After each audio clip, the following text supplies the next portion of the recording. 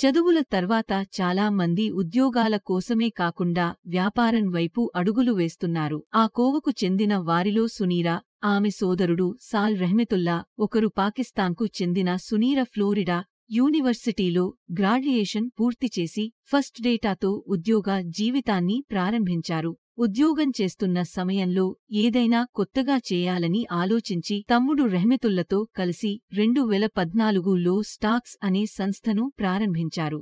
Stocks ఇతర ప్లాట్ఫామ్ల మాదిరిగా విక్రయాల శాతంతో కాకుండా నెలవారీ సబ్స్క్రిప్షన్ ప్రాతిపదికన ఛార్జీలు వసూలు చేసే ఆల్-ఇన్-వన్ పేమెంట్ ప్లాట్ఫామ్. పెట్టుబడి కోసం తొలుత బ్యాంకుల చుట్టూ ప్రదక్షిణాలు చేసిన ఫలితం లేకుండా పోయింది. తర్వాత పేరెంట్స్ సాయంతో ఓర్లాండోకు వెళ్లి తన ఆలోచనను విస్తరించారు. సునీర కొంచెం నిలదొక్కుకున్నాక వీరి స్టాక్ను కొనడానికి 145 కోట్ల రూపాయల ఆఫర్ వచ్చింది.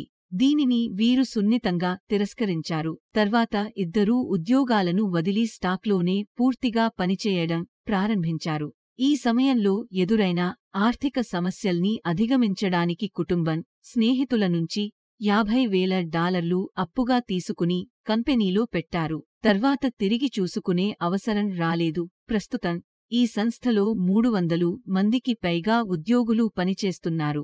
ఫోర్బ్స్ ప్రకారం కంపెనీ విలువ 8,308 కోట్లు.